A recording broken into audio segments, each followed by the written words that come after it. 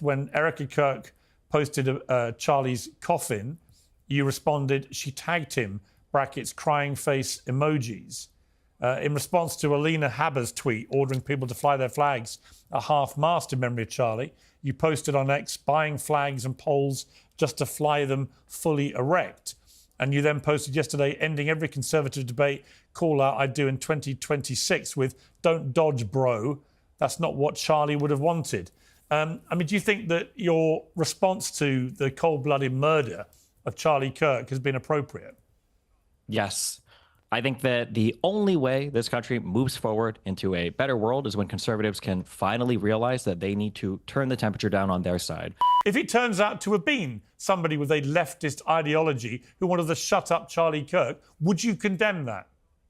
I won't condemn anything until the president of the United States can go on air and say, all of us need to calm down. So you won't condemn the murder of Charlie Kirk until Donald Trump says something. I'm a YouTuber. Leftists and Democrats have been condemning and turning down the temperature, condemning violence, turning down the temperature for a decade. Nope.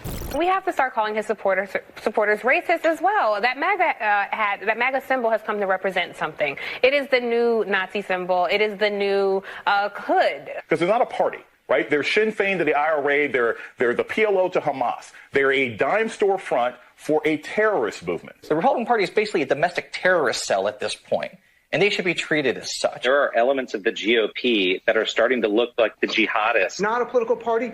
They're a white nationalist movement. They're a fascist threat to our nation. That's not hyperbolic. That's academic. Would have once seemed hyperbolic, but it increasingly does feel like the Republican Party has become a death cult, and it's all about Donald Trump. There is no alternative right now because the Republican Party project today is a fascist authoritarian project. Fact is, Republicans in Congress are still in the grip of the ultra-MAGA agenda. Party of dupes, party of knuckleheads, party of weirdos, party of freaks. So that is a simple message. And underneath that, it's the party of nothing. It has become an authoritarian embracing cult.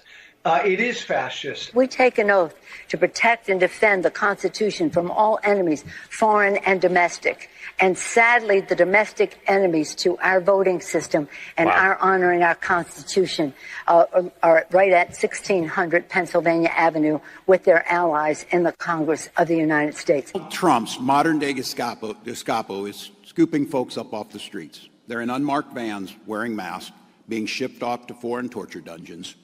No chance to mount a defense, not even a chance to kiss a loved one goodbye, just grabbed up by masked agents, shoved into those vans. You know, the left is really good at projection. But you saw their media apparatus, and yes, it is the left's media apparatus. And you saw high-ranking Democrat officials on up to the President of the United States, former Speaker of the House, Nancy Pelosi, basically sending out dog whistles to their brown shirts, radicalizing people. Madonna, you remember when Trump won the first time and they had this woman's rally, okay? And then Madonna made these inflammatory statements about what she wanted to do to the White House.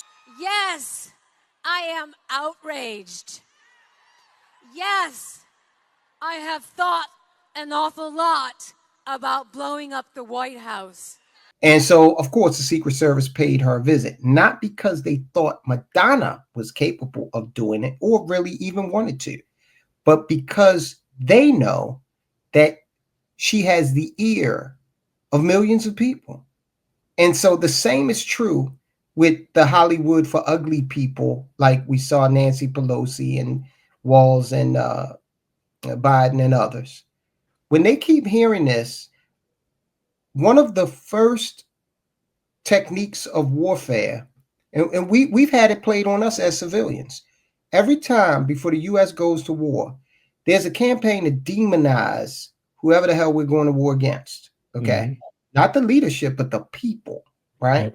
So that it'll make it more palatable for us to get into this thing. They're using the same tactic against roughly 51% of the American public. Yep. The left is willing to fight.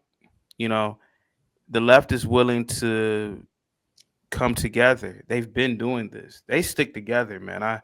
I've been around a lot of lefties, man. I actually live in a leftist, lefty community, man. They want to manage and control discourse. They want to manage and control the paradigm. And to me, that is a declare of war. You know, I really feel as though you should say whatever in the fuck you want to say. That's what the founders wanted. At least the way I interpret it, that's what the founders wanted. I believe that you should be able to say whatever you want to say. Yep. If you don't like the freedom of speech here, leave.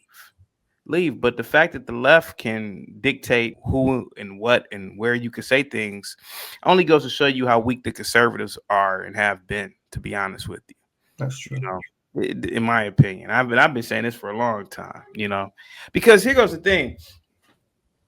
Jasmine Crockett can sit her black ass up there and say whatever the fuck she want to say. She openly has called Trump a racist. She's openly has called other people racist on the right without any evidence, without any facts. Imagine if Trump says, sit your little black ass down and shut up. Oh my God. They would impeach him now. You know, both sides of the aisle would impeach him for that shit. Yeah. So yeah, man, it's just, you know, to me, I just sit back and I'm enjoying every minute of the shit show. I am declaring here we are at war, right? No, we're at war, and we've been at war. Yeah. We've been at war, and people didn't know we were at war. I say that, right? And what I want to do moving forward is being able to identify the battles and the fight that we're in right now, right? Because it's a subversion, and it's kind of like art of war. Like if you can win a war without firing a single shot, then you know you've won. And that's the way that's where we are right now.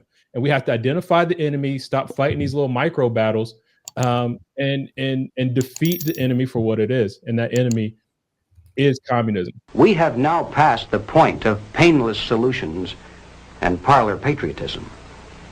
There was a time, and not too long ago, I think, when we could have pulled ourselves out of this without too great a sacrifice on the part of anyone.